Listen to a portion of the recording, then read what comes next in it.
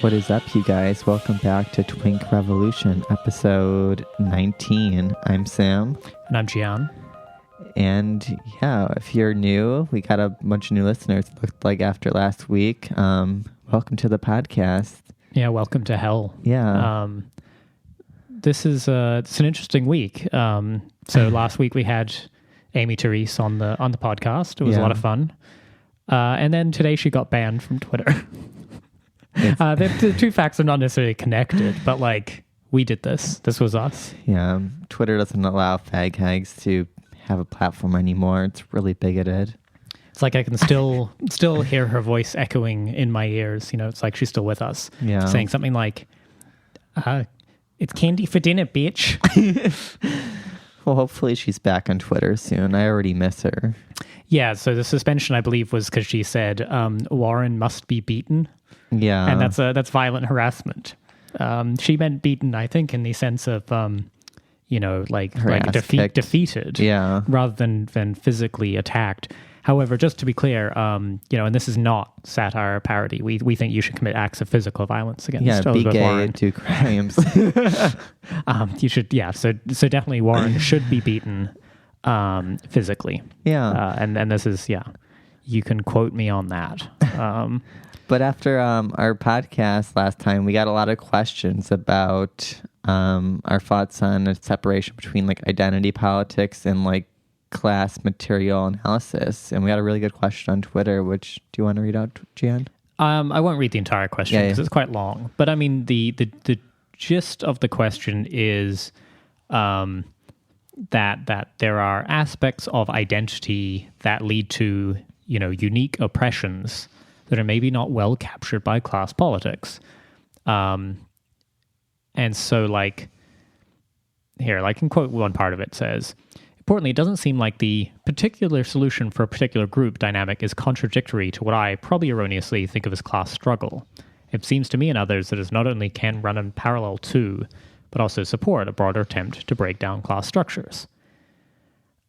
And so I think, we wanted to talk a little bit about this. Yeah, but in a very Twink Revolution kind of way via trash media from gay news outlets. Yeah, exactly. The reason you all come to this podcast. So, I mean, I feel like to tackle that head on, like, you can sort of think about, if you start from the beginning, right, an identity politics is sort of to look at a certain group, usually in terms of marginalization, or some attributes that we feel like we can essentialize that group based upon. For example, if you happen to be African American, we sort of, if we're doing a vulgar version of identity politics, we would say that by knowing your skin color, we know your politics. Yeah. Which, fuck off. But like, that's not to refute the point that, yes, to be Black in America is to have a fairly unique experience in many ways. But this logic runs counter to the basic assumption, right, that humans are pretty fundamentally similar in their like desires and their relationship to production, fundamentally, right? Like you sort of your ethnic origins or religious traditions do not change your need to like eat food and presumably find shelter and sort of engage in a bunch of things that are in Maslow's hierarchy of needs. So I feel like there's a category error, right, when people start doing this analysis by sort of saying that like you can be a sort of radical like borders are fiction, and yet you would tell me that somebody who was born on one side of the the US-Mexico border just is radically different in their brain than somebody on the other side, right? Because they actually just do not want similar things. They do not relate to the world in similar ways, and therefore we cannot analyze them in any way except based on sort of the idea that there's a magical difference between them. Are you saying race science is wrong? Well, I mean, I think it is a slippery slope into race science often, right? I mean... Yeah, it's black girl magic. Yes, or stuff like that. It's... Well, it's race essentialism. Yeah. It's also often a tool for separation of a class that has mutual material interests. So often we see topics of identity politics like women's equality or like racial equality, which are very important, obviously, but often they're reduced to smaller subsets of the population to create divisions versus just saying, oh, this group of people is disadvantaged because they also don't have jobs and housing and healthcare. Guess what? So do white working class people. It's often a tool that's just a kind of rebranded version of what racism in society was meant for to begin with, which was the division of working class people so they don't attack the ruling class. Yeah, and that's the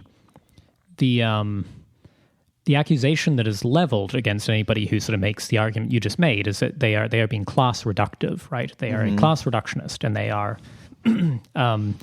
perhaps ignoring the fact that yes, there are unique aspects of experience, and this was sort of the attempt of like intersectionality as a movement, right? To say, well, yeah, it turns out there are these overlapping and intersecting concerns between, say, being poor and being a woman and being a black woman, and that when you start like looking at the intersections between these, there are useful overlaps in terms of analysis, maybe in terms of tactics, maybe in terms of solidarity networks.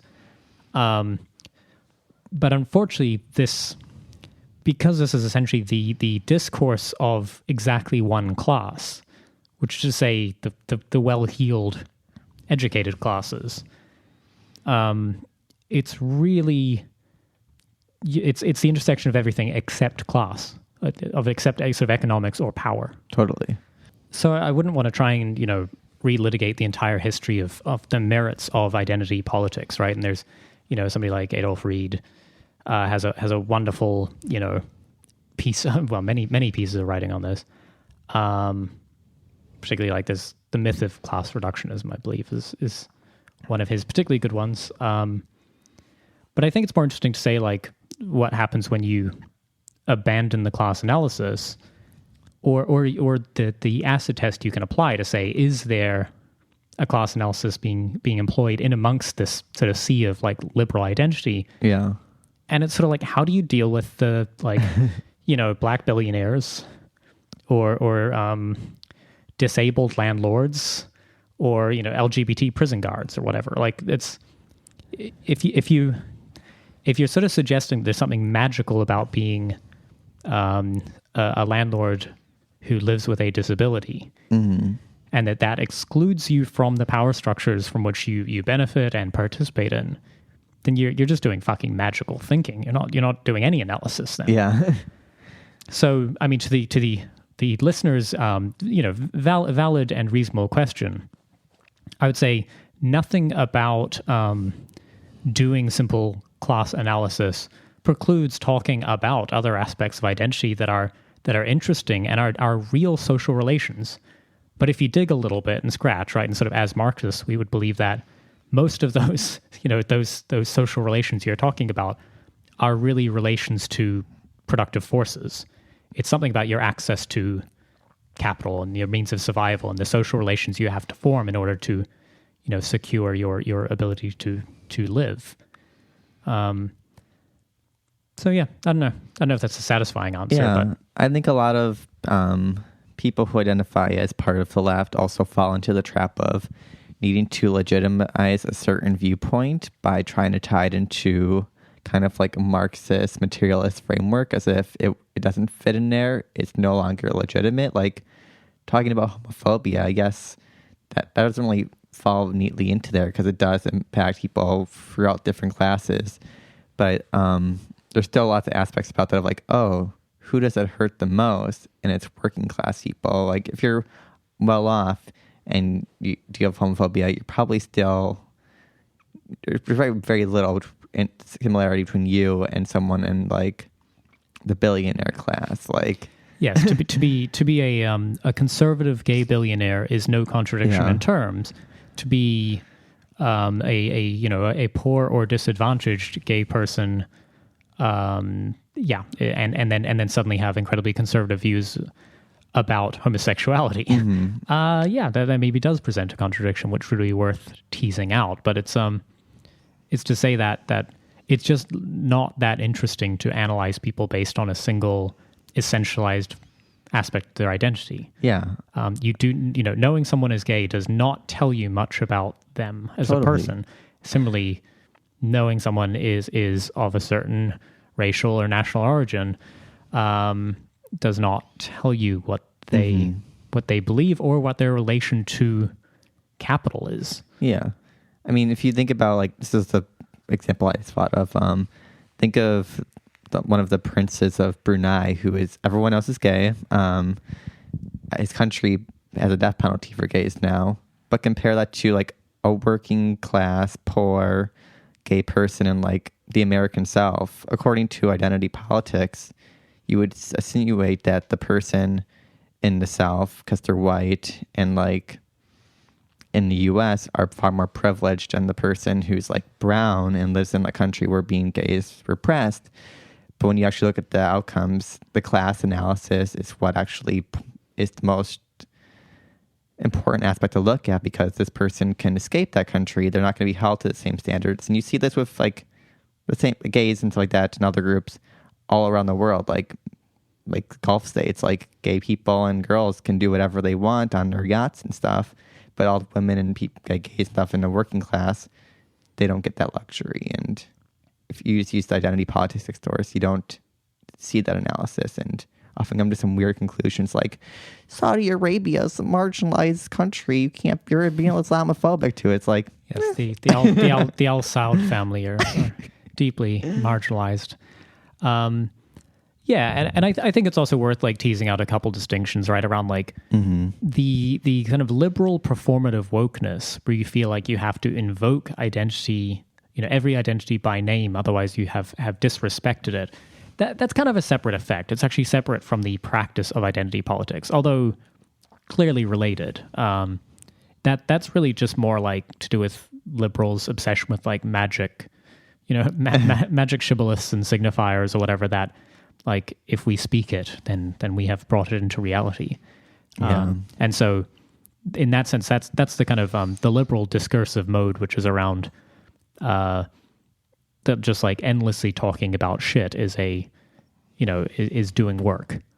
So, I certainly have a critique of all that stuff, but it is separate from the idea that to just sort of do vulgar identity politics certainly is a substitute for class politics, but even actually to pollute your attempt at doing class analysis in order to understand power and understand the actual, the politics and the political economy that is in play, you've actually made it much harder to do that analysis if you start adding confounding variables, which is basically like, mixing in the sort of black CEOs into your analysis of historical wrongs. It's not very easy to figure out what the unifying factor is there, unless you start resorting to sort of essentialized, like, race science, basically. Yeah. That there's something inherent about blackness that would tell you there's a biological principle we can appeal to about that. Well, that tells us something about your behavioral. No, it absolutely does not, and therefore you're really scraping the bottom of the barrel in terms of doing analysis. You're just making more work for yourself. Yeah. To figure out this complicated world. It's also easily weaponized by the right wing, because they can also utilize identity politics to their advantage, for the point where you're like, oh, now you're silencing these black voices and stuff. But once you incorporate class, they really don't have a good argument except for just defending the rich. And most of them don't recognize that. They just think socialism and communism is like, oh, these people just are obsessed with identity politics.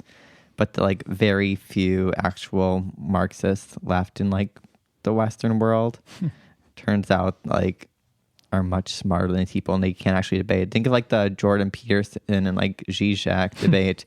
He just literally couldn't properly debate because he had no understanding of, like, what actual Marxism was.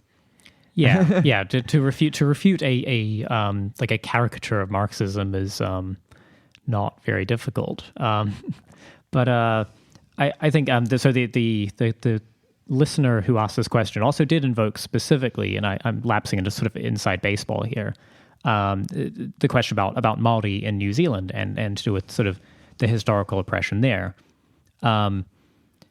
It is useful insofar as that when you have a structural definition of the power structure, right, that targets some identity signifier or membership in a tribe or a group, then yeah, that's clearly a useful tool for figuring out where that oppression, potentially extant oppression is occurring. And particularly within the context of something like discrimination, right? Discrimination is some idea about like fairness. And so if you're saying that, some power structure has actually applied an unfair standard based on, say, skin color or being Māori in this case or whatever, then yeah, you clearly have to invoke that definition in order to study or understand the oppression or the discrimination as it exists. So that doesn't preclude doing class analysis at the same time. It just simply says, like, yeah, if your interest is in unpicking a historical oppressive force, yeah, I mean, it's not like you can sort of just like be race blind while talking about slavery in America. You clearly have to still understand the concept of race as it was applied, right, and as it is applied today. So that's sort of the myth of class reductionism, right, is that you sort of try to become completely like colorblind or something, and like you're like, I only regard people as atomized labor units. It's like no, you still have to understand power as it is applied. Mm-hmm. And so I don't think these things are at odds at all. I think these are totally compatible ideas. Totally. I mean, we need to acknowledge that there's other systems at play, but we also shouldn't let them destroy any sense of solidarity among each other. No, and to be clear, understanding slavery entirely as like white supremacy is completely missing the point, right? Trying to understand historical slavery without reference to the productive forces of the time, it makes no sense. Yeah. You'd be like, wait, these people just sort of got together and decided to subjugate these people for fun? Mm-hmm. Like, well, wait, why? And then you would say, well, we're off the hook for that historical wrong because we don't think that's a fun thing to do anymore. Like, right, our analysis has no fucking power here. You clearly need to understand both the mechanism of the oppression, but the actual the political and economic reasons for it too. And when you look at a lot of like struggles which have been so like whitewashed and co-opted by the liberal establishment, things like civil rights or indigenous like sovereignty or women's liberation, so often they still stem back to the root causes of like, oh, we want like access to the means of production. These groups were denied, and that completely fits into a class framework. Like, if back then when people were slaves, they had no compensation at all for their things. They were slaves. So, according to a Marxist framework, you'd be like, oh, well, they deserve the full value of their labor, which means, for one, get rid of slavery, but also like give them like access to land and resources and like solidarity and stuff like that. Like, well, yeah, it's some theory of change about how what might need to change and how you would perhaps change it. Yeah. It's also, and I'm paraphrasing somebody else and I don't remember who, so definitely sound off in the comments if you remember. But the point has been made, right, that there's a liberal version of sort of equality. Effectively, that would mean like I can't remember the exact figures, but I think African Americans are like 13.7% of the American population, and so if your vision of equality is like once 13.7% of CEOs are African American, then we're done. Yeah, like you've done nothing to subvert any of the mechanisms of immiseration for everyone else who does not find themselves in that CEO class. It's just you've like, what have you done? You've actually made shit worse, probably. Yeah. Sure, there's a small injustice has been corrected, but it's not like you've actually structurally addressed anything. You've not done anything revolutionary. It legitimizes the structures in place because that kind of just like makes it seem like, oh, it's woke, and it kind of is like the best form of PR. I mean, it's kind of like when California was to like require, I think, a certain percentage of like boards and like companies and stuff to be women. That doesn't do anything to like end sexism. It just is like a woke signaling. It's the girl bosses. Yeah, it's the girl bosses. I love to have my excess labor value skimmed off by a girl boss. It just makes me feel better that, you know, I'm dying of fentanyl overdoses and working 3 jobs. Yeah. And I have no health care because it was a woman that did it. And that matters to me. I feel so much better about it. I'm getting all teared up now. Yeah, me too. That's the remember, you know, fathers, teach your daughters that they too can become exploitive oppressors. Yes, wonderful. Speaking of exploitive oppressors, Jonathan Van Ness, our favorite Queer Eye, media personality / comedian. He came off a book, or he's coming off a book for children.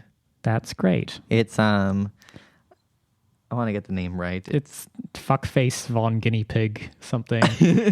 It's called Peanut Goes for the Gold.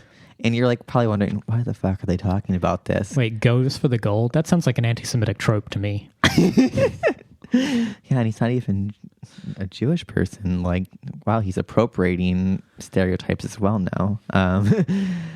But I think this kind of captures a lot of what we're talking about in identity politics, because everyone's like, oh my gosh, this is amazing. For one, this person's famous by technicality. So why are they writing books? Like, they're not... Well, I mean, anybody can go write a book. I don't care. But it's only popular because it's him. Well, I mean, here, listen to the blurb here. Van Ness, 32, brings his signature humor and positivity. Wait, signature humor is not being funny, I think. Yeah. And positivity to his empowering first picture book, inspiring readers of all ages to love being exactly who they are. That's the official synopsis. Fuck off. Yeah, it's about a non-binary guinea pig. Okay. A what now? Guinea pig? Guinea pig. Wow, your pronunciation of shit is buck wild. Thank you. You know, most of the comments we get is just like, what the fuck is that word? Like, why is he saying it like that? I don't know. It's just Sam. So anyway, Peanut is a guinea pig, and he's cartwheeling during basketball practice or cutting their own hair. This little guinea pig puts their own special twist on life. So when Peanut decides to be a rhythmic gymnast, they come up with a routine that they know is absolutely perfect because it is absolutely 100% Peanut. I can't get excited about this. And I think it's kind of funny because the whole thing is like, oh, you can do whatever your dreams say so, which is just like a dumbed down child version of the American dream, which is you can do whatever you want if you put your mind to it. And of course, a person like him, who's part of like a professional managerial class, is going to write a book like this because it feeds into a lie. And it's just like, I mean, if you skip over all the non-binary stuff, it's kind of like propaganda from like a class point. It's like, oh, you can do whatever you want. And then I come to the real world and like, oh, I can't do whatever I want. I'm going to have to ration my insulin and I'm going to die in my house because these people voted for like Biden or Warren or Trump. Oh, horrible. Yeah, look forward to Sam's forthcoming children's book. Peanut goes for Peanut goes for the guillotine. For fentanyl overdose. So yeah, I don't know. I mean, so there's a certain kind of like mawkish representation matters aspect to this, which is like, okay, fair enough. Also a deep, like integral level of fetishism around this into identity, as if it's like all these like books coming out of like all these things like, oh, we must have diversity of everyone because children don't care. They don't understand how 90% of the world works. Like most I mean, and like, okay, if your point is to set out, if you your intention is to set out to write a book that represents non-binary identity in a positive and fun way, which I assume was Jonathan Van Ness's intention. Okay, the point being is that the model in children's books, I think traditionally is actually like animals are pretty genderless. That's and that's fine too. Or if the point is like, oh, be unique, I'm pretty sure there's plenty of books like, I don't know, do a bunch of like animals, and like one of them's like, oh, this animal's super different from the rest, and they learn to accept it. Like you can have all these good messages without trying to intersperse like these like culture war topics that aren't really relevant to children. Like I'm not saying don't talk about like gay people or like any of these things, but like there shouldn't be children books talking about like deep rooted like conflict and like world trauma, because like 5-year-olds don't need to know that. Like why should we force them to like learn things when they're not even like ready to comprehend what these are? Like, yeah, there's something nice about like being allowed to be a child, but well, that's dead now. We don't allow that anymore. Curious George taught me it was okay to be weird. And they wonder why suicide's the number one like cause of death for Gen Zers now. That's fun. Doomers. Yeah, so part of this is I really find Jonathan Van Ness an incredibly distasteful character, as sort of just opportunistic commercial product purveyor, and now he's selling shit to children. So anyway, fuck him. I wasn't going to like anything he was going to do anyway. He could have written a perfectly nice book and I still would be shitting on it. So just to be clear, the content of the book, absolutely vomit-inducing, but honestly, any fucking shitty product he's shilling these days would also be shit. Yeah. It's wonderful. Good. So, yeah, checking in on the positivity hour here. Yeah.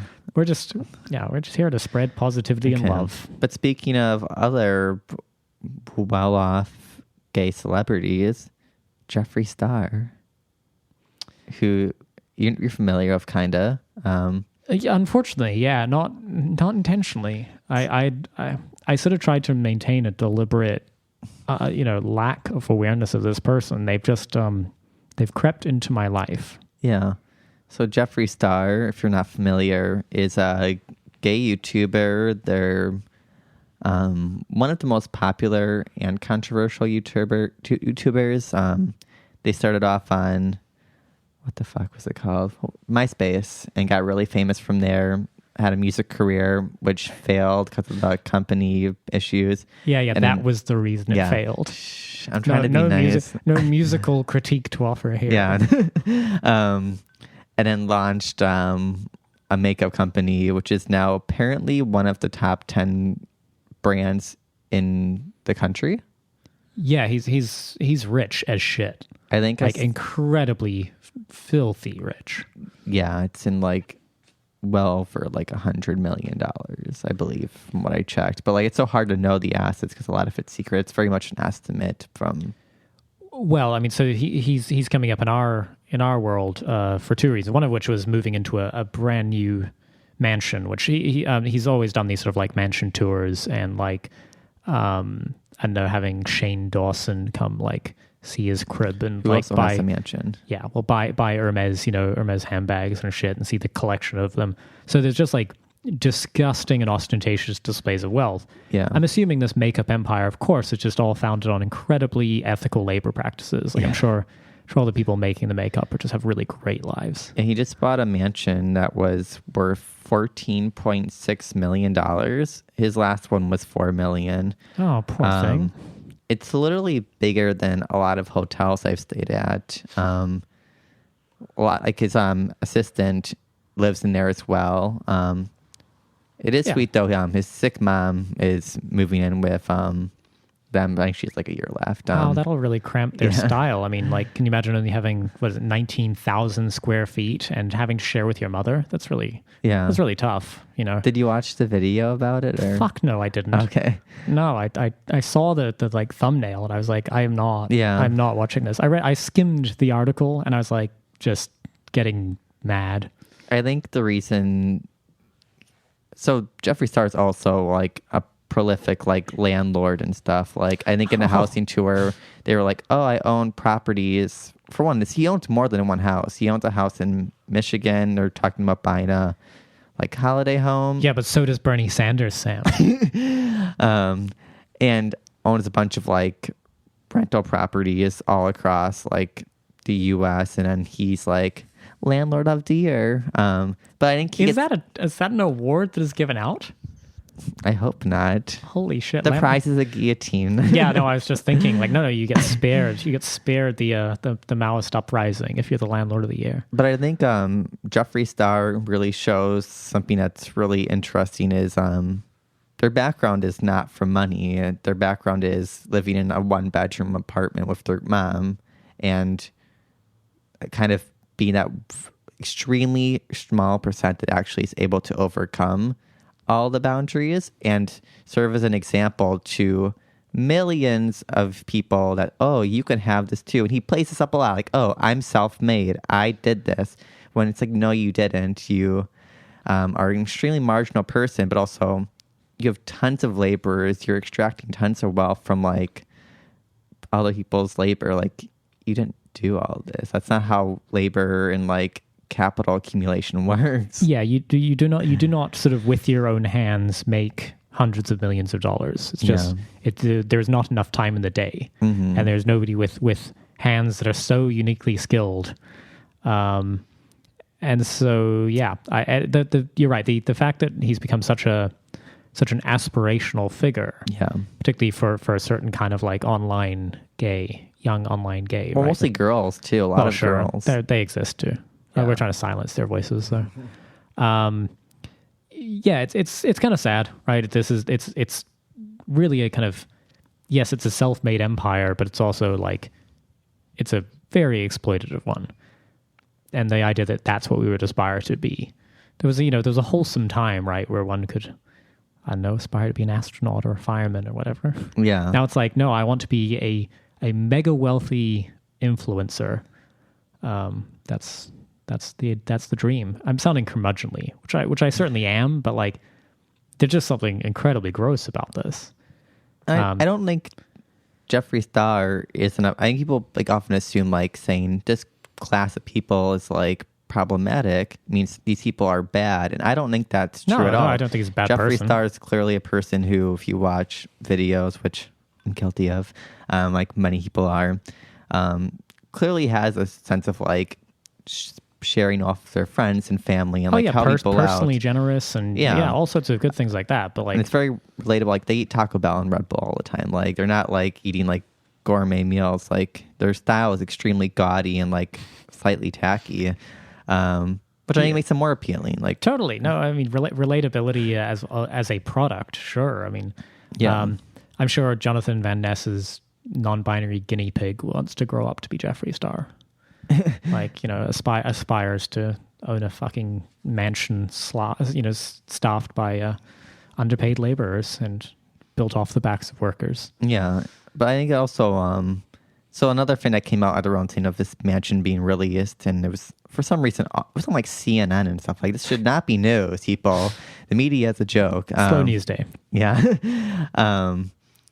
He also broke up with his long-term boyfriend, and that became like one of the top trending topics for a few days. They've been dating for 5 years. And when I watched the video as well, because I do better research in GN. I'm just kidding. And you have a higher tolerance for this shit than I do. Yeah. But I thought it was really interesting listening to a lot of the other concerns of like how they have a lot of stress and like they kind of are so focused on their career that they had lost focus on themselves and for each other, which I think actually is kind of true. I think capitalism feeds a culture of alienation that kind of separates you from your loved ones, and it definitely feeds into like higher rates of like divorce and like 'cause money is often a topic of people. Yeah, money as a source of stress and conflict, certainly. Also, his boyfriend did not want to be in the spotlight, and in a way, Jeffree Star did exploit that to a certain level by putting them in front of the camera. Well, the fact that this became such news, I think, is sort of evidence of a set of wacky parasocial relationships people have with these kinds of influencers, right? Like, they feel like they know Jeffree Star. They know whatever the boyfriend's name was, Nate or something. Nate, I think it was. Why do I know this? I forget everyone's name like 2 seconds after meeting them, and then I still, for some reason, have retained this piece of information. But we are led to believe we know these people. But in the video, he goes on to talk about other issues that have been adding like stress in their life, and clearly, I have sympathy for everyone when they're like have suffering and stuff. But I mean, when you compare it to what a normal working class person is, it's kind of hilarious. So like, they talk about how they're still over their 2 dogs that died, and like their grandpa that died like a year ago, and how like one of their parents has medical issues. But it's like, okay, well, that's all worth sympathy and stuff to a certain level, but also you have the finances to ensure the things when people die suffering or don't have the luxury to even like dread about these topics. They have to keep moving on and take care of the rest of their family and community. Like, it's kind of a luxury to dread on suffering for so long. Yeah, there's both. There's an aspect of a just kind of American oversharing. Good God, just bottle it up, people. And then, God damn it! Now I'm just going talk radio here. In terms of just being like, these snowflakes are crying. I mean this in a slightly more nuanced way, which is to say, because the source of Jeffree Star's wealth is effectively these parasocial relations with an audience. It's sort of necessary to do this kind of oversharing. That is the product. And I don't think you can traumas and difficulties and hardships are not really comparable between people. The psychological aspects of it, but are kind of unique to the individual. But the things, we don't know this person. We literally do not know this person. This is a stranger. Totally. And yet we sort of know these intimate details of their lives in a way that's sort of voyeuristic at best, but also, as you say, it kind of distracts from this is mundane and everyday. People die of illnesses. They have terrible hardships, and this is an everyday occurrence in everyone's lives, and everyone's just fixated on this fucking celebrity. Totally. And also, I just want to go back to the house. So one of the funniest things he mentions is why he moved, and he said, "Oh, I outgrew my house. All the rooms were full of too much stuff, and all the stuff is like name brand. It's like Hermes and Prada and Gucci and Louis Vuitton. So his new house is like 25,000 square feet, which is incredible. Like, the parking garage is like bigger than the entire house I live in.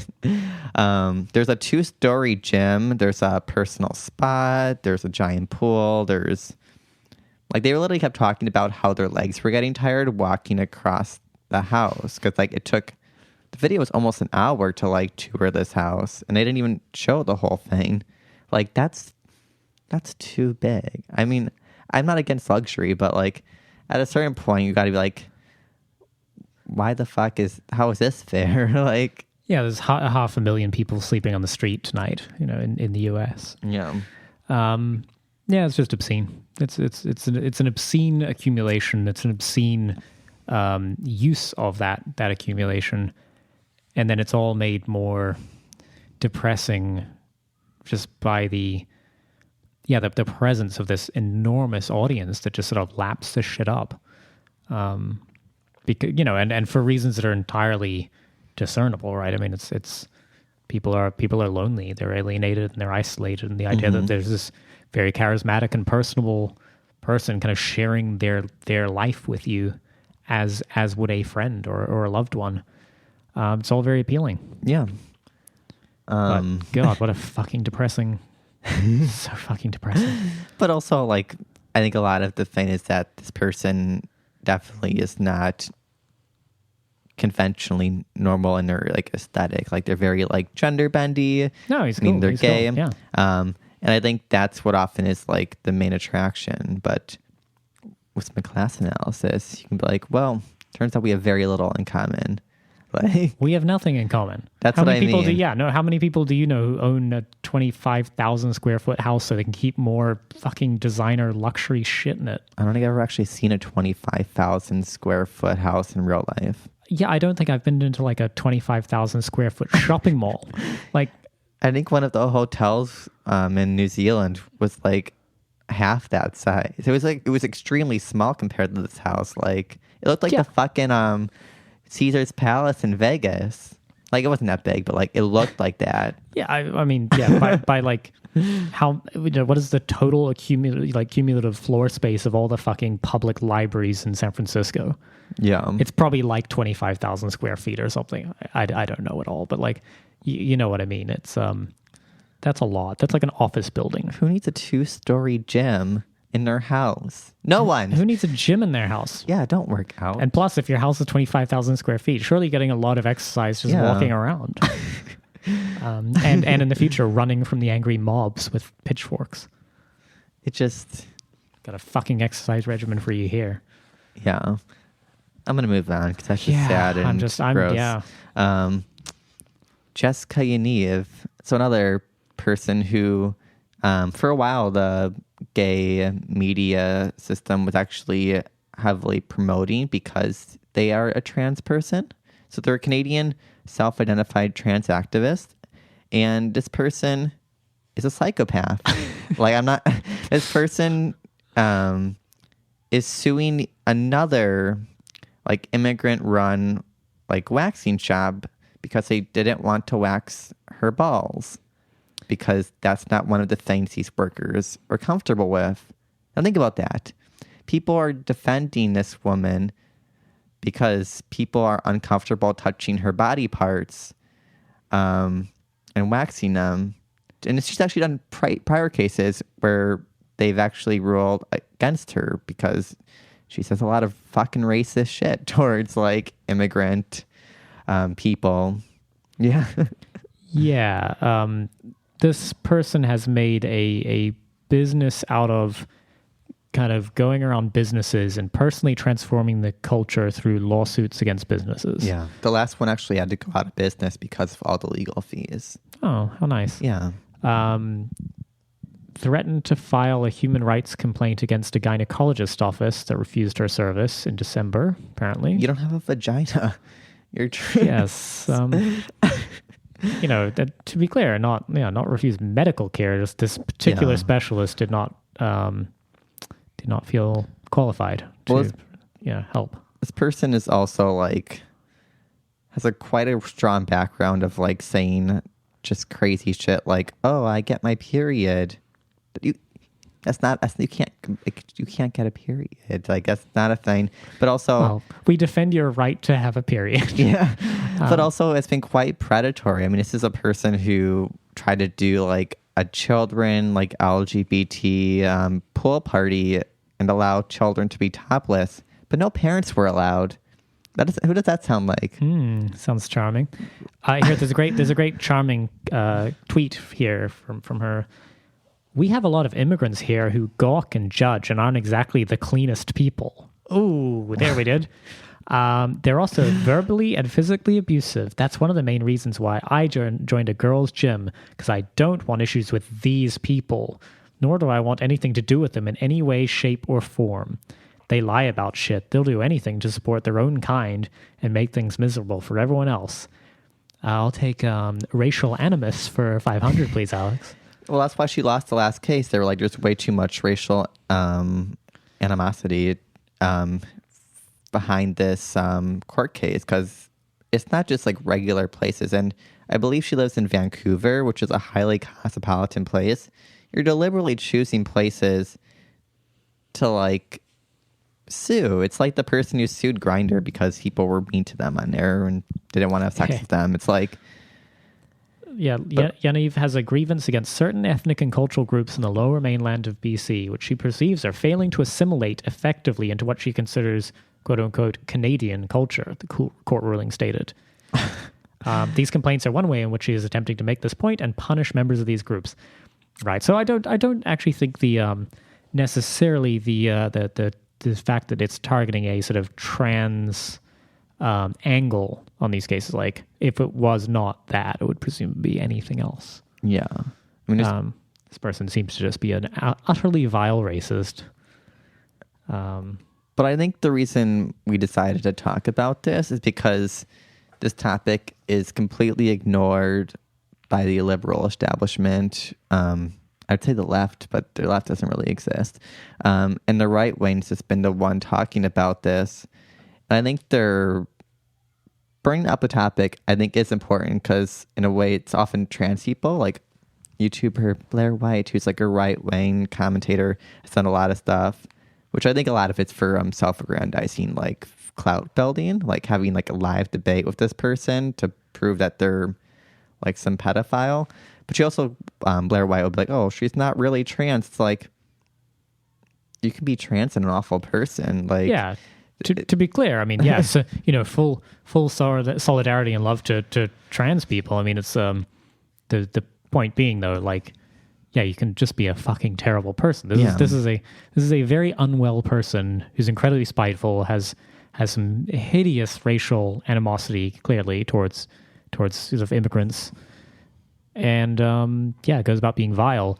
And it's unfortunate, right, that the blowback on this, as you say, comes from a sort of totalizing right-wing narrative like, wow, look at these crazy trans activists, look at these trans people being crazy. It's like, well, no, this is one individual who's just utterly deranged. Well, this person's like all the things the right wing has been fear-mongering about in Canada, like the charter or the Human Rights Charter of Canada, adding trans people to the thing. This person's trying to weaponize that against workers for not wanting to touch their body parts. Like, I mean, this is actually a worker issue in the grand seems like these workers signed up for a job to wax certain body parts and not do others, and they're being bullied. Like, I don't think anyone should be forced to have like touch someone's genitals as a worker. Like, no, well, and specifically, I mean, let's say even they did want to do this work, would you want to just be trapped in a confined space with this person? Like, if you're say, of South Asian origin, and perhaps not. Perhaps you might not want to serve this particular person in your place of work. But she also feeds into this idea of trans people being predatory, which is like ludicrous. But she's the one example, so she's going to be galvanized as like the universalist approach, which is why I think people need to bring this up and address this topic and not just be silent about it, because I think it does a great disservice to everyone else who is part of this like identity group. Right. That is a failing of kind of the left liberal project is often letting the right wing control culture war narratives in this way. Yeah. Like we can just think this is really fucking bad, and we can think it's bad for reasons that are essentially to do with this individual's conduct and this individual's treatment of other people, particularly of workers in this case. This person's awful, right? And if it was to the extent that we're sort of happy to say that like old barbecue Becky or whatever calling cops on Karen, that the whole Karen calling your manager or whatever, like all these people, right? We can sort of look at them and say, oh, what a fucking vile human being, like what a terrible person. We get to control the narrative on them in some sense. So, we, and by we, I sort of just mean like people who don't work for right-wing news outlets or whatever, should probably feel comfortable taking the lead on this particular issue. Yeah. Oh, look, the gays are at it again. They are at it again. Another example of identity politics being used in the worst way possible to, create a future culture of losing. Poland, center-left opposition parties in the country are going to own the right-wing populist party who's currently in power, who's passed a bunch of like anti-gay rhetoric and I think some policies making like gay-free zones, I think they were called, by making their presidential candidate a gay person. Wonderful. Yeah. They said so. It's a alliance of it's three center left parties basically have chosen to support him for women's rights, the rule of law, and the separation of church and state. The reporting on this was sort of breathless. Oh yeah, about his identity as a gay. What was Pink News? So yeah, well, That's where we go for our hard-hitting journalism. Maybe, yeah, there might be a sort of deep correlation between how dispirited I feel and how much time I spend reading Pink News articles. Yeah, he's sort of like a, I don't know. He's a lib. He's a lib. And we'll see how he does in May against the incumbent right-wing president. Well, they're going to get crushed. I mean, they've literally talked about in the article is that, for one, the country is deeply, culturally conservative and Christian, and except outside of, the cities, which is basically the case almost everywhere. But also, if the center-left faction of parties truly cared about working-class people and, all these groups, don't utilize someone who probably will lose because of being a gay candidate in a country where gay equality is not where we'd all like it to be, because you're basically screwing over everyone else in the population, or just even basic reforms that will help everyone, including the gays. I think there was a really good article on Portugal titled "How We Defeated Right-Wing Populism." It turns out it's not with woke liberalism. It was with anti-austerity, socialist populism. And these people aren't doing that. They're trying to own the right wing when clearly populism is heavily popular in this country. Why are you focused on bourgeois PMC identity politics? Yeah, and I mean all of the reporting, not just in Pink News, about this guy, right? Mm-hmm. Sort of made the assumption that by knowing his sexuality, we know his politics. Yeah, I mean, you'd be reminded of something like, was it Geert Wilders or whatever in the Netherlands, is incredibly right wing, vile gay man. They never mention economic policies. They just mention he believes in abortion and gay marriage and rule of law. So signed up to all the signifiers. Great. Cool. Well, guess what? Guess who also probably believes in abortion access and gay marriage? Probably a socialist populist, but no, we are sure. And the center right. Yeah, a lot of center right Europeans also believe in these things. It's a blob. It's a blob of liberal consensus with different identity signifiers overlaid on it, and slapping sort of gay on it tells us nothing. The Sweden right wing or center right party literally uses gay pride marches to antagonize immigrant communities. So this whole being of the left means you like gays, and of the right means you don't like them. That's not true. There's no right or left to liking gays. It's just a social issue that has no basis in left-right dichotomies. Well, and with that happy note, that is our show. And just before we end the episode, I have one kind of positive thing, because I think we're always viewed as super negative about the whole world, because lots of things suck. Sorry. We like some things. We do like lots of things. Like drinking. But no, I want to kind of highlight an example of something that kind of really promotes the ideas of solidarity, especially class solidarity, and decommodification of basic needs. There's a group in Oakland, primarily West Oakland, called Moms for Housing, and they're on Twitter at Moms for Housing, and basically they're a bunch of moms and children who were homeless or highly underhoused, and they took over one of the vacant housing lots from a real estate speculation company from Southern California. Normally I wouldn't talk about squatting, just because I think in many ways it can just be individualistic revolution ideology of anarchist teens.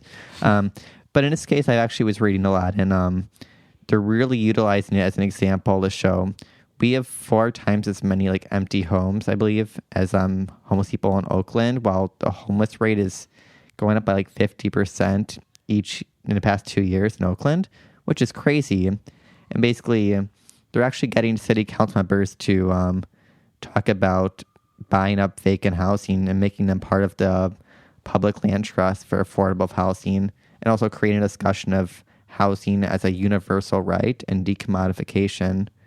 And last night, the police were actually about to kick them out because they wouldn't buy the companies like, oh, well, we'll get you a different house and like basically end all of this like class solidarity.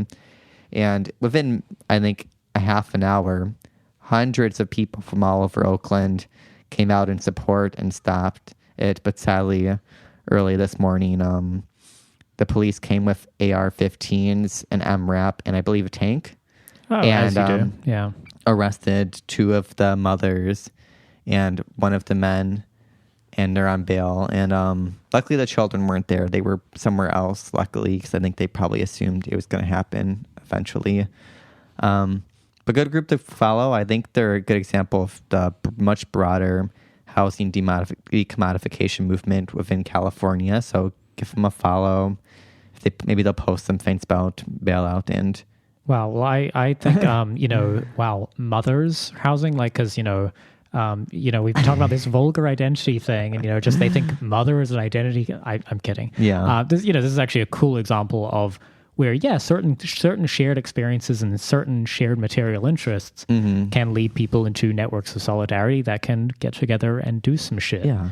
And good on them. We stand with the mothers. And on their website, actually, I thought it was really interesting. They I'd say, we're mothers, we're workers. They don't say, oh, we're this identity group workers. Just we're workers. Everyone deserves housing.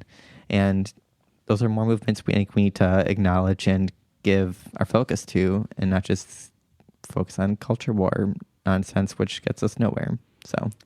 Yeah, well, and with that bit of business, thank you so much for joining us. Thank you. See you next time. Bye.